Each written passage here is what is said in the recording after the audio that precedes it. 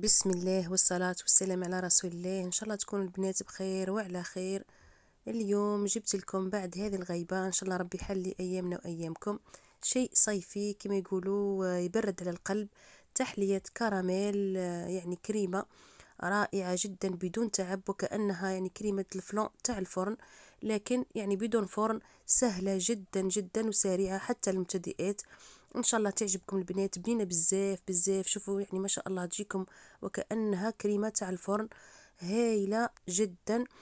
وفقط البنات نتمنى ديروا جيم للفيديو فقط، وبرتاج يعني إذا أمكن كمساعدة، فضلا ليس أمرا. وإن شاء الله تعجبكم الوصفة لنهار اليوم، لأنها يعني وصفة صيفية وتبرد على القلب كما يقولوا.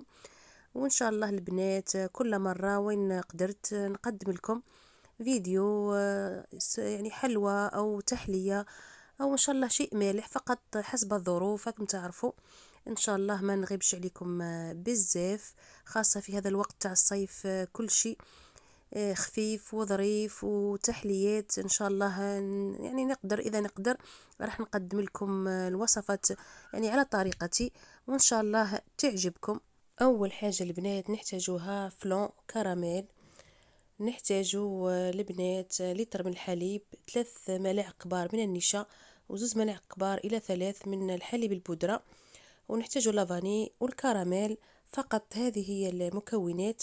أول شي البنات حطيت الحليب يعني عادي، وراح نضيف له حليب البودرة ولافاني. أول شي درت لافاني، ومن بعد راح نضيف له حليب البودرة، ونضيف له النشا كما قلت لكم البنات، 3 ملاعق يكونوا معمرين مليح باش تجيكم القوام متماسك وتجيكم يعني كل شيء قد قد.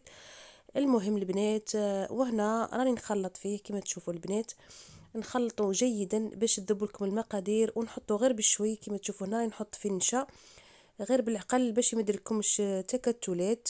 وكل شيء راهو بارد في بارد، يعني قبل بعد ما نحط هذا يعني نكمل المكونات راح نحطه على النار بعد ما نخلطه مليح مليح كما تشوفوا البنات. لازم تخلطوه مليح كما قلت لكم باش ما يديرلكمش تكتلات. وحتى كي تحطوه على النار لازم البنات تحطوه على نار هاديه وتخلطوا غير بشوي. وهنا البنات ضفت السكر، يعني تقريبا 2 ملاعق من السكر الرطب او سكر غلاس، وهو حسب الرغبة، السكر حسب الرغبة. وهنا البنات بعد ما ثقلت لي الكريمة ضفت نصف ملعقة من الزبدة العادية يعني او مارغرين، وتخلطوا كل شيء مع بعض يعني مليح مليح وهو سخون. يعني البنات لازم كل شيء سخون، راه واضح في الصورة باللي كل شيء يعني الكريمة راهي مازالها سخونة باش يندمج الخليط مع بعض. وراح نضيف العلب تاع الفلون كما تشوفوا فلو كراميل، علبة بعد علبة يعني غير بشوي تضيفوا يعني علبة وتزيدوا ثانية، وهكذا حتى تكملوا من 3 إلى 4 علب تاع حسب الكمية تاع العائلة وحسب الرغبة، باش تجيكم يعني القوام فلون يجيكم بنة تاع الفلون فيه والكراميل. وراح نضيف له طبعا الكراميل العادي يعني. المهم البنات كما تشوفوا هنا راني ضفتهم ومن بعد ضفت بعد ما تخلطوا مليح مليح المقادير بهذه الطريقة. لازم تخلطوا هي سخونة يعني من الأحسن باش يندمج ويجيكم يعني أرطب يعني ليس كي تاكلوه، يجيكم من الفلو كما قلت لكم تاع الفلو تاع الفرن العادي، بلا ما تعيوا رواحكم ولا تخافوا من الوصفة ما تنجحش، لأنها وصفة الفلو في الفرن عندها يعني لي زيتاب تاعها. وهنا اخر علبة ضفتها البنات كما تشوفوا، اخر علبة تاع فلون ضفتها يعني للخليط وتخلطوا يعني. ولا اسهل يعني اسهل تحلية راني نشوف فيها يعني حتى اول مرة، وما شاء الله ناجحة 100%. كل شي قدامكم البنات يعني ناجحة ومجربة. من الأحسن من الأحسن تخلوها شوية دافية باش تحطوها في الليفيغين البنات. وهنا راهي بدات تدفالي كما تشوفوا، ضفت لها كمية من الكراميل حسب الرغبة من 3 ملاعق ولا أكثر حسب الرغبة كما قلت لكم البنات. وش تكون يعني عندكم وش كان عندكم عفوا، وتخلطوا مليح كل شيء مع بعض. هذه آخر مرحلة اللي ندير فيها الكريمة، يعني آخر مرحلة لهذه الكريمة باش نحطها في الكؤوس التقديم.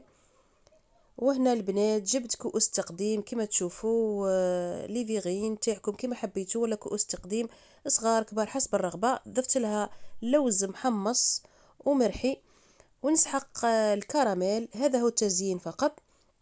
اول شي البنات حطيت اللوز محمص، وتقدروا تعوضوه بالقفريت، تقدروا تعوضوه بالكاوكاو، تقدروا تعوضوه يعني باي شيء عندكم. المهم يعني حسب الرغبه. وضفت الكريمه نتاعي كما قلت لكم بعد ما دفات لي. واخر شي ضفت من فوق شويه مكسرات اللي هي اللوز يعني محمص ومرحي للتزيين. هذا واش نحتاجه فقط للتزيين، غير شويه لوز، ولا كما قلت لكم تقدروا تعوضوه كي حاجه اقتصاديه مع شويه فقط تاع الكوفريت باه يجيكم الطعم مليح. واخر شي البنات ضفت له الكراميل من الفوق كما تشوفوا قبل ما نحطو في راهو مازال كما تشوفوا بدا يتماسك فقط، مازال ما تماسكش مليح باش يتقدم. راح نحطو في المجمد ولا يعني الفريغو ولا كما حبيتو. المهم لازم يبرد مليح مليح، يتقدم بارد كما تعرفوا تحلية باردة لازم تقدم باردة. وبعد ما حطيته في المجمد البنات، وهنا راني خرجته من المجمد راهو جمد وعاد القوام المناسب اللي يتقدم عادي يعني ولا اروع ما شاء الله، يعني يبرد على القلب. ما عندي ما نقول لكم البنات، فقط التزيين كما قلت لكم حسب الرغبه. وكي تقدموه زيدوا له شويه كراميل لانه تشرب، زيدوا له شويه كراميل من فوق فقط ويتقدم بارد. وهنا راح تشوفوا معايا يعني النتيجه، وراح نذوق معكم يعني كما نقولوا شاهدكم في الجنه البنات، شهيتكم في الجنة. وإن شاء الله تجربوها هذه الكريمة الرائعة وتقدموها لضيوفكم وأولادكم وعائلتكم، يعني متأكدة باللي راح تعجبهم. وهو حسب الرغبة يعني وحسب الذوق، كما نقولوا إن الناس كامل راهي أذواق.